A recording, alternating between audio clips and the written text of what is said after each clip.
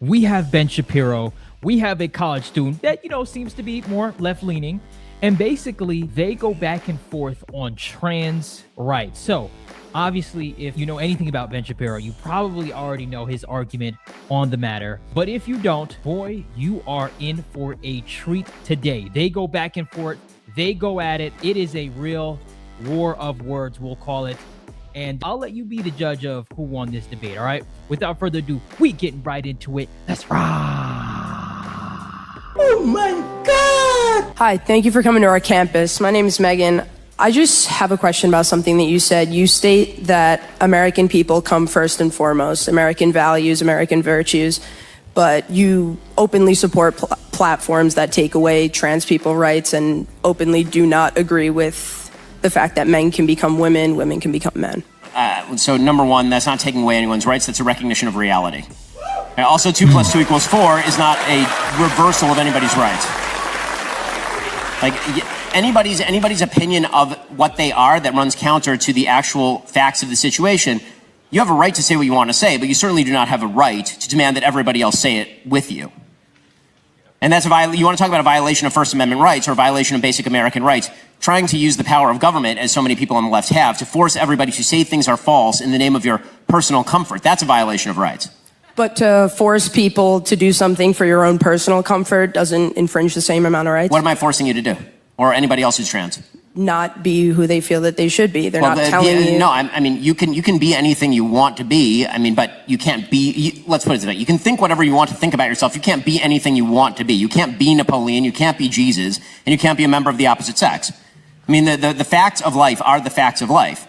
And declaring that everyone else should simply go along with what is in fact a counterfactual statement, a delusion, that's a violation of everybody else's rights. So the idea that you get to project onto everybody else your perception of self is so wild and bizarre a suggestion that it erodes the basic standard of truth and fact that is literally the basic for any even human conversation to take place. If we can't even tell what words mean anymore, if the only perception that matters is my own, that is the essence of narcissism. It's just you in a mirror looking at yourself and then demanding that everybody else say about you what you wish to say about yourself. That's not reality.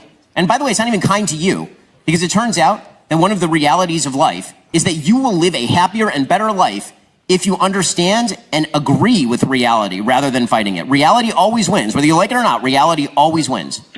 Man, Ben Shapiro is on fire right now. I mean, he's bringing up a lot of really, really good points. And one thing that I will say is, he is 100% in the space to talk about this, but, let you be, I don't know, out and about at a basketball game, at a picnic, or at wherever you're at, right? And you're talking about this maybe in public, you may get the pitchforks at you, especially in today's society, right? If you don't go along with the agenda, woke culture is pushing, then you're going to get that pushback.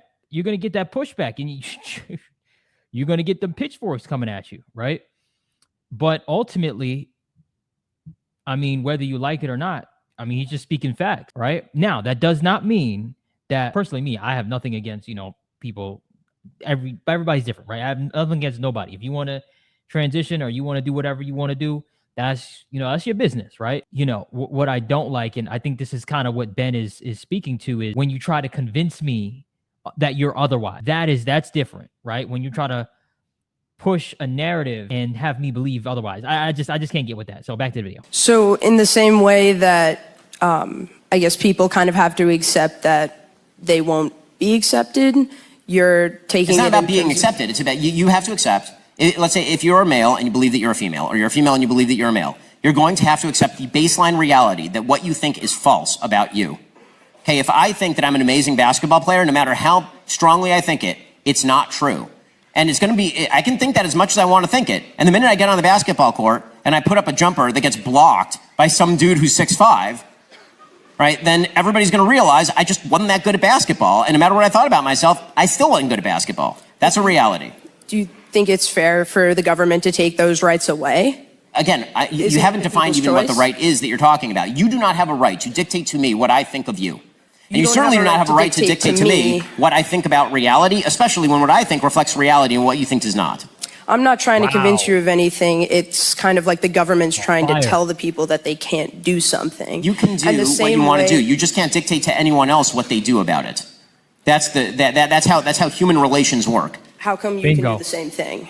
I don't even understand the question. I'm not doing the same thing. I'm not forcing you to do anything. I'm literally not forcing you to do anything. I'm telling you to leave.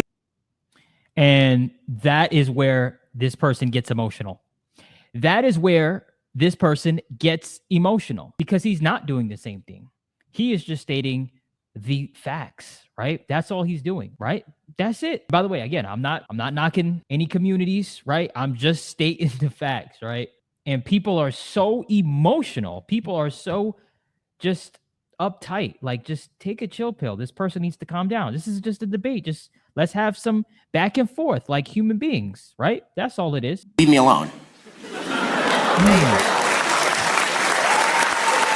All right, guys. So Ben Shapiro cooked. Ben Shapiro cooked like Emerald. He cooked like Rachel Ray. He cooked like Chef Boyardee. He cooked. Okay. And for me, I do think here's the thing. I'm optimistic. I do think things are going to get better. I do think things are going to get better. I do think that I do wish for a world that, you know, nobody's pushing anything on you and you have the freedom to think the way you want to think without somebody trying to influence you or get you to say or feel a certain type of way, whether that be on either side, right? So I'm optimistic. I think it'll get better. I genuinely do. And I think that's important to be like that. And maybe you guys don't agree with me. Maybe you do. Who knows? But let me know in the comment section who you think won this debate. I mean, to me, it's kind of obvious who won. And yeah, so guys, let me know who you think won. Thank you guys for watching. Make sure you kick the subscribe button and slap the like button for more. Until next time, peace.